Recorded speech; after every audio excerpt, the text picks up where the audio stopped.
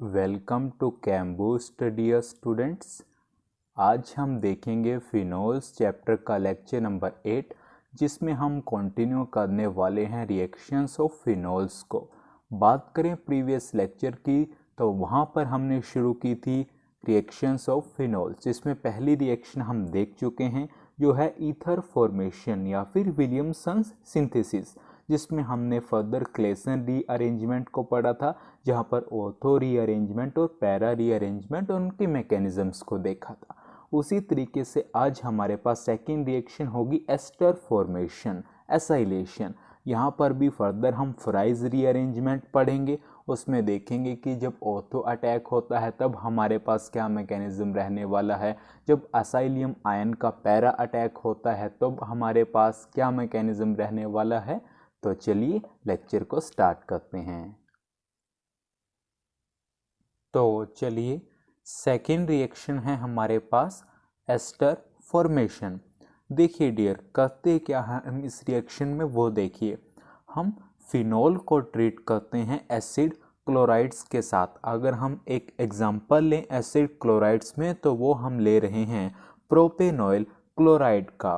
देखिए, अगर हम फिनोल की ट्रीटमेंट कर रहे हैं प्रोपेनॉइल क्लोराइड के साथ पिरिडीन की प्रेजेंस में, ये बात यहाँ पर नोट करने की है कि हम यहाँ पर पिरिडीन की प्रेजेंस में ये ट्रीटमेंट कर रहे हैं।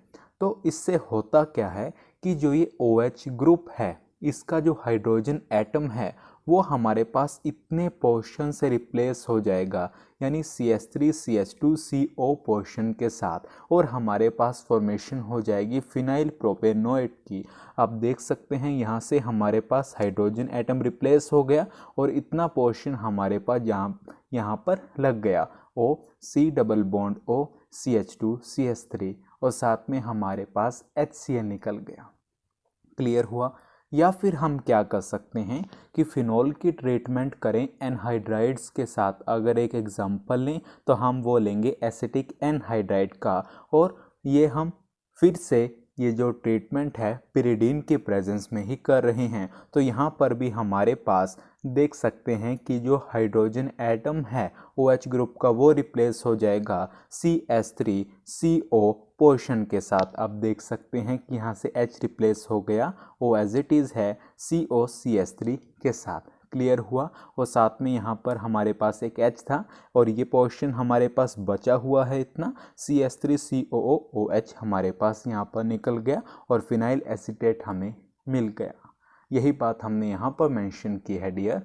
When phenols are treated with acid chlorides or anhydrides in presence of pyridine, the hydrogen atom of the OH group is replaced by RCO group। अगर हम इसे जनरल एक R ग्रुप ले लें तो उसे ये यहाँ पर RCO ग्रुप कह रहा है टू फॉर्म एस्टर्स। क्लियर हुआ आपको इतना?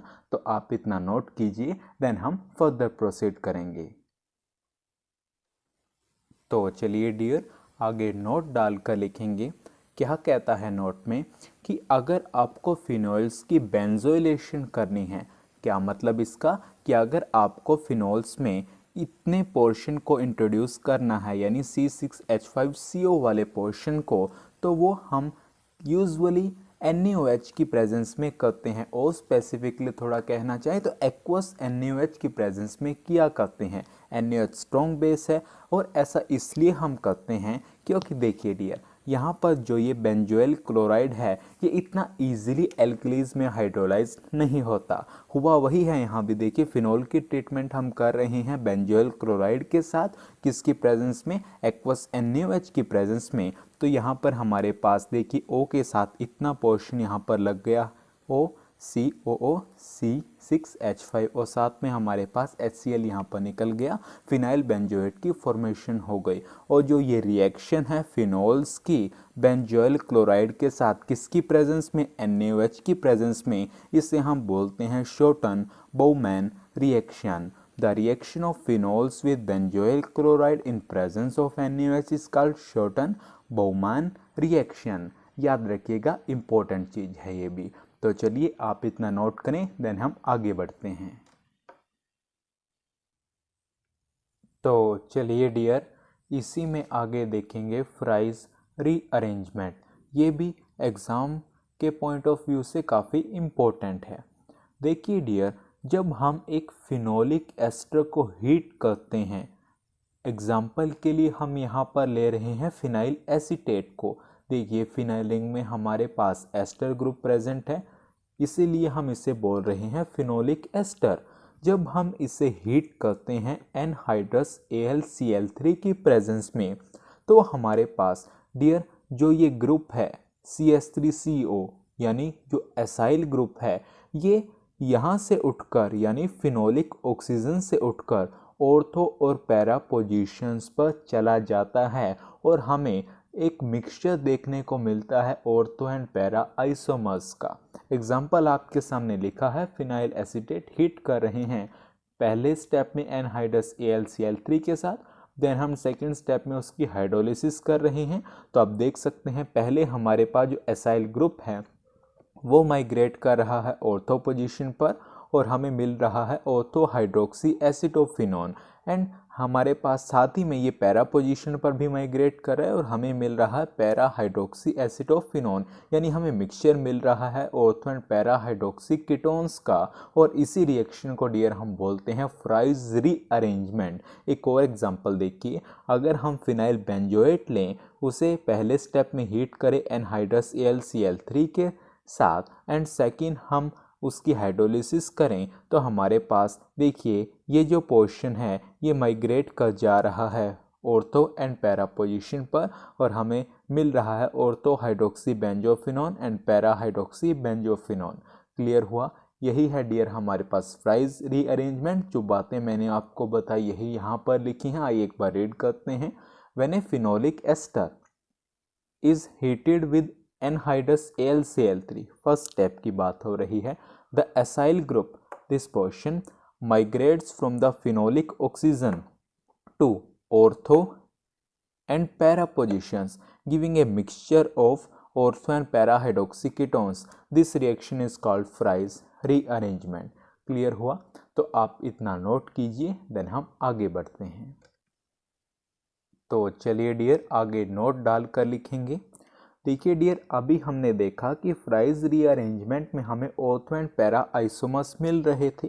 तो होता क्या है, कम टेम्परेचर पर हमारे पास पैरा आइसोमर की फॉर्मेशन ज़्यादा होती है, या कह सकें कि पैरा आइसोमर की फॉर्मेशन ज़्यादा फेवरेबल होती है। अगर हम बात करें हाई टेम्परेचर्स की, तो वहाँ पर हमारे पास जो ऑर्थो आइसोमर है उसके बनने की टेंडेंसी ज़्यादा है, उसके बनने की फेवरिंग ज़्यादा है। अब इसके पीछे का रीज़न क्या है? रीज़न ये है डियर कि जो पैरा आइसोमर है वो जल्दी बनता है, यानी वो काइनेटिकली कंट्रोल्ड है, लेकिन जो ऑर्थो आइसोमर है वो थर्मोडायनेमिकली ज़्यादा स्टेबल है। सर वो ज़्यादा स्टेबल क्यों है? वो है चिलेशन की वजह से, जो कि आपके सामने मैंने दिखाई हुई है। तो अगर आपके पास ये क्वेश्चन आता है कि लोअर टेम्परेचर्स फेवर करते हैं पैरा आइसोमर को और हमारे पास जो हाई टेम्परेचर्स हैं वो फेवर करते हैं ऑर्थो आइसोमर की फॉर्मेशन को, तो आपको यही सब वहाँ पर लिख के आना है और ये आपको वहाँ पर अलग से दिखा के आना पड़ेगा। यही बात हमने यहाँ पर मेंशन की है। In general low temperatures favour the formation of para isomer while high temperatures favor the formation of ortho isomer, the reason being that the para isomer is formed faster, kinetically controlled, but the ortho isomer is thermodynamically more stable due to chilation. Chilation को आप यहाँ पर underline कीजिएगा in the intermediate product as shown below, और आपको ये भी वहाँ पर दिखा के आना है। क्लियर? तो आप इतना नोट करें, देन हम देखते हैं फ्राइज रीअरेंजमेंट की मैकेनिज्म को। तो चलिए डियर अब हम देखते हैं फ्राइज रीअरेंजमेंट की मैकेनिज्म को। बहुत ही आसान है। देखिए डियर, जो फ्राइज रीअरेंजमेंट है वो हमारे पास 2 स्टेप्स में होती है। पहले स्टेप में हमारे पास एसाइलियम आयन की फॉर्मेशन होती है, जो होता है RCO+ अगर जनरल हम बात करें, और उसके बाद सेकंड स्टेप में जो ये एसाइलियम आयन फॉर्म हुआ है ये बेंजीन रिंग पर अटैक करेगा। अब वहाँ पर ऑर्थो पोजीशन पर भी कर सकता है और पैरा पोजीशन पर भी। ऑर्थो पोजीशन के ऊपर अगर अटैक करता है तो उसके कॉरस्पॉन्डिंग भी हमारे पास मैकेनिज्म है, और अगर पैरा अटैक होता है तो उसके कॉरस्पॉन्डिंग भी हमारे पास मैकेनिज्म है। सबसे पहले हम देख लेते हैं एसाइलियम आयन की फॉर्मेशन को। देखिए डियर, हमने ये लिया फिनाइल एसीटेट, ट्रीट कर रहे हैं AlCl3 के साथ। AlCl3 लुईस एसिड है, तो स्वभाव क्या होगा, लोन पेयर एक्सेप्ट करना, तो ऑक्सीजन ने अपने लोन पेयर इसे डोनेट किए। तो डियर हमारे पास अब ऑक्सीजन ने अपने लोन पेयर डोनेट किए, तो इसके ऊपर आ गया पॉजिटिव चार्ज। अब ऑक्सीजन इलेक्ट्रोनेगेटिव एटम है, पॉजिटिव चार्ज तो इसके ऊपर स्टेबल नहीं होगा, तो ये हमारे पास बॉन्ड इसे न्यूट्रलाइज करेगा और हमारे पास फॉर्म हो जाएगा OAlCl3- और साथ में डियर हमारे पास बन गया एसाइलियम आयन। क्लियर। अब डियर ये तो हमें पता लग गया कि पहले स्टेप में एसाइलियम आयन कैसे फॉर्म होता है। अब हम देखते हैं कि जब भी ऑर्थो पोजीशन पर अटैक करता है तब क्या होगा, जो पैरा पोजीशन पर करेगा तो तब क्या होगा। तब तक आप इतना नोट कीजिए। तो चलिए डियर अब हम बात कर लेते हैं ऑर्थो अटैक की। ये आ गया हमारे पास एसाइलियम आयन। अब डियर हमारे पास लोन पेयर इधर और हमारे पास पॉजिटिव चार्ज है, पाई इलेक्ट्रॉन डेंसिटी है, तो इस पर अटैक हुआ। तो हमारे पास डियर लोन पेयर इधर आए तो यहाँ पर डबल बॉन्ड आ गया OAlCl3-, और अब हमारे पास ये इधर कनेक्ट हो गया। क्लियर।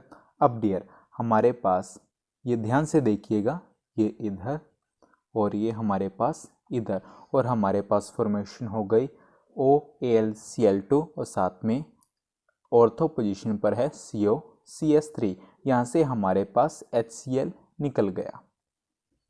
अब हमारे पास डियर हमने इसकी की हाइड्रोलिसिस, तो हमारे पास फॉर्मेशन हो गई ऑर्थो हाइड्रोक्सी एसिटोफिनोन की।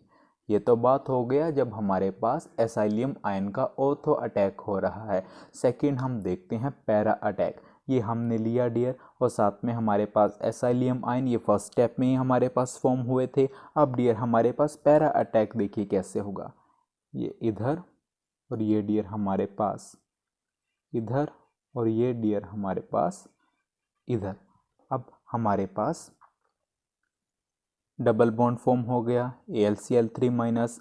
अब डबल बॉन्ड ये वाला यहाँ पर आ गया और ये यहाँ पर कनेक्ट हो गया। उसके बाद जैसे हमारे पास ऊपर हमने किया वैसे ही ये इधर और ये इधर, और हमारे पास फॉर्म हो गया, यहाँ पर लग गया OAlCl2 और पैरा पोजीशन पर लग गया COCS3। यहाँ पर भी डियर हमारे पास क्या निकला है, H और Cl। पहले 3 थे, यहाँ पर 2 रह गए -HCl।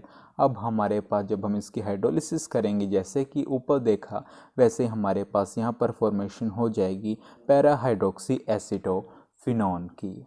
हुआ क्लियर डियर आपको फ्राइज रीअरेंजमेंट और उसमें ऑर्थो अटैक का मैकेनिज्म और पैरा अटैक का मैकेनिज्म। तो it is all about today dear. Hopefully आपने लेक्चर को एंजॉय किया होगा। आप अपने फीडबैक हमें कमेंट सेक्शन में ज़रूर दें। तो चलिए till next video, keep learning keep growing.